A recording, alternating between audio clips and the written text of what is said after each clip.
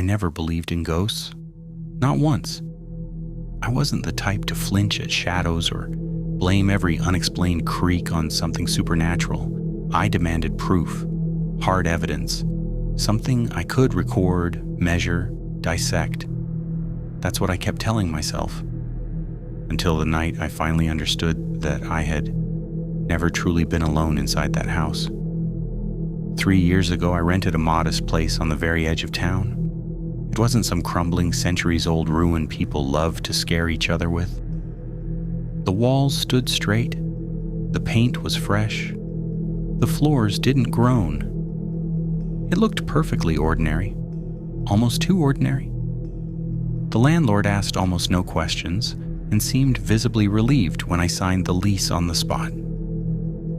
Back then, I brushed it off. Today, I know exactly why he was in such a hurry to hand over the keys.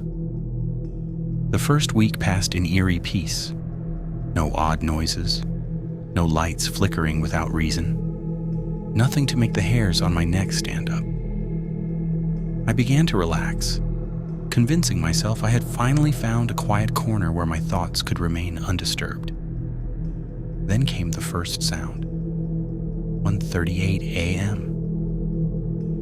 I remember the exact digits because I immediately glanced at my phone. I was lying in the dark, scrolling aimlessly when something moved in the hallway. Not loud, not abrupt, just a faint, deliberate rustle, like something shifting its weight and trying very hard not to be heard.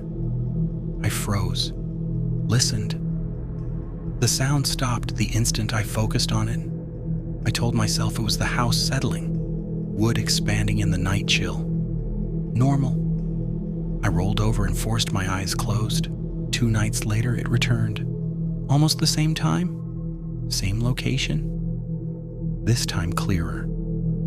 Fingertips dragging slowly along the wall, tracing every inch with painful care. I sat bolt upright, staring at the closed bedroom door. I switched on the phone flashlight and swept the beam across the room. Everything looked exactly as it should. Yet the air felt heavier, and a cold certainty crawled up my spine. I was being observed.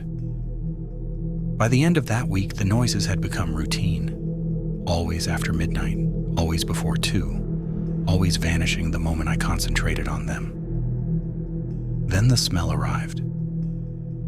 At first, just a whisper, metallic, faintly rotten.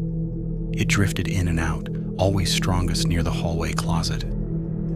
I opened that door countless times, expecting black mold, a dead rodent, leaking pipes. Every time, nothing. Empty shells and the unshakable sensation that whatever had been there had slipped away seconds before I looked. I decided that if something was really happening, I would catch it on record. No more guessing. No more blind fear. Evidence.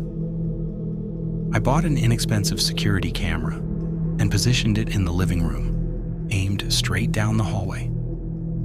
That night, I let it run. Sleep barely touched me. At 2:12 a.m., my phone buzzed. Motion detected.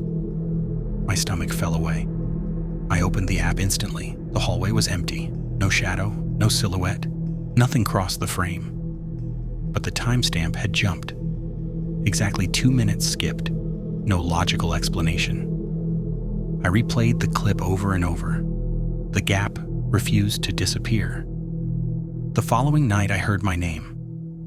Not shouted, not called from the far end of the house. It was spoken inches from my ear, soft, calm, intimately familiar, as though the voice had known me for years. I jerked upright, gasping, heart slamming against my ribs so violently I thought I would black out. "Who's there?" I croaked. Silence. Then the slow, measured sound of breathing, so close I could feel the faint stir of air against my neck. I didn't sleep that night, or the next. I bought a second camera and mounted it in the hallway itself. Continuous recording, no motion triggers, no blind spots, or so I believed. Around 3 in the morning, the dragging sound returned. Door slower this time, more purposeful. I lay perfectly still, the eyes locked on the ceiling, terrified that the slightest movement would betray me. In the morning, I watched the footage. Normal frames until exactly 3 a.m. The hallway light snapped on by itself. No one entered the shot. Then the image began to degrade. Not a shadow passing over the lens, but as though the camera itself was fighting to focus through thickening darkness. That was when I saw it. Not projected on the wall, not a solid body. A tall, impossibly thin shape, hanging in midair directly in front of my bedroom door, motionless. For 7 full minutes, it simply stood there, watching. Later that day, I inspected my bedroom door. 3 fresh scratches marred the wood beside the handle, shallow, perfectly parallel, evenly spaced. I'd made no such marks. That night, I shoved the dresser against the door and locked myself inside. At 2:58 a.m., my phone vibrated. Unknown number. The message read, "You finally noticed." I blocked it instantly. Seconds later, another message arrived from a different number. "I've been here far longer than you." My hands shook so badly I nearly dropped the device. At precisely 3 a.m., the entire house fell into absolute silence. No wind against the windows, no distant traffic, nothing. Then every light died. Pitch black. Footsteps, real deliberate footsteps, moved down the hallway, slow, careful. They stopped directly outside my door. Something touched the handle, not turning it, just resting there, waiting. I opened the camera app, breath shallow. The hallway feed was still live. The metal handle was bending inward, deformed by a grip that should not have existed. Then the video stuttered. When it stabilized, the corridor was empty again. Power returned. My bedroom door stood wide open. Next morning, I found footprints on the hardwood floor. Bare human footprints. They began in the hallway, crossed toward the closet, and stopped dead at the threshold. No return trail. They simply ended, as though whatever made them had vanished into thin air.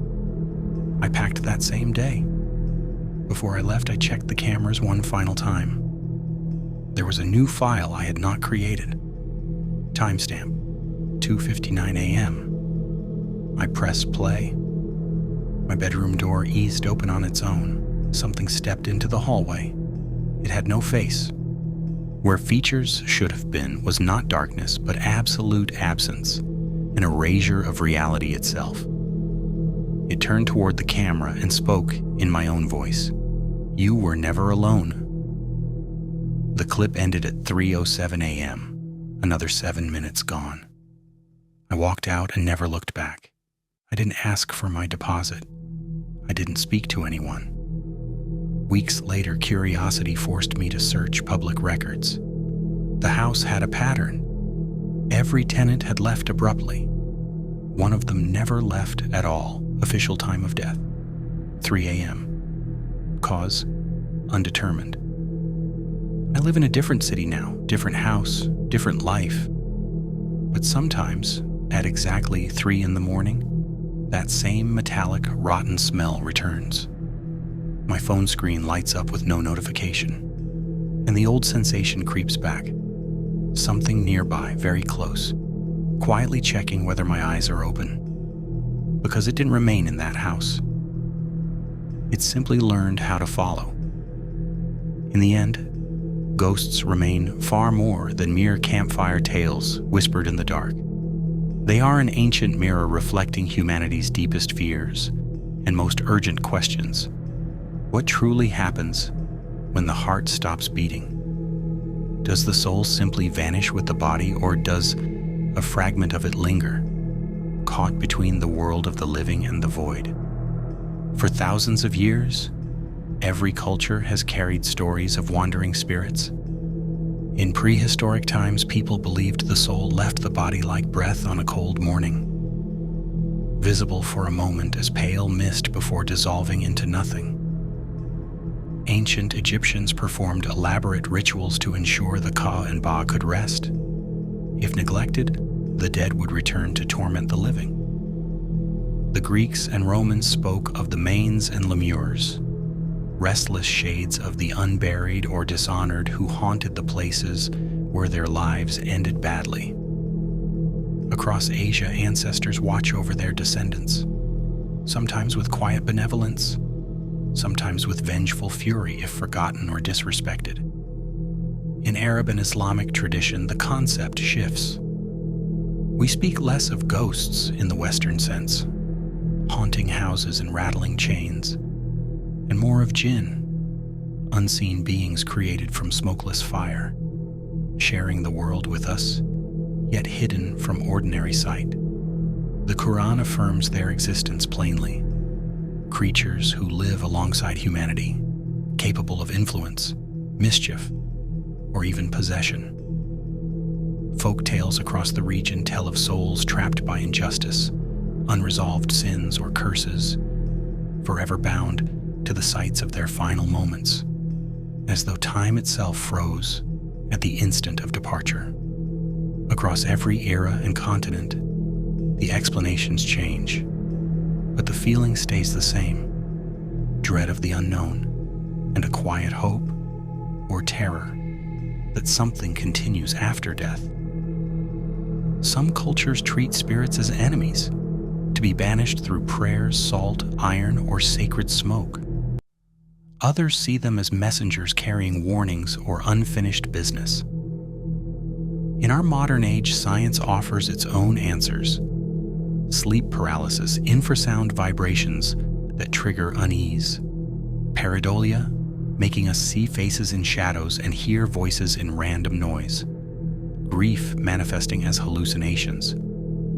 Yet none of these fully explain why ghost stories echo so consistently across unrelated civilizations.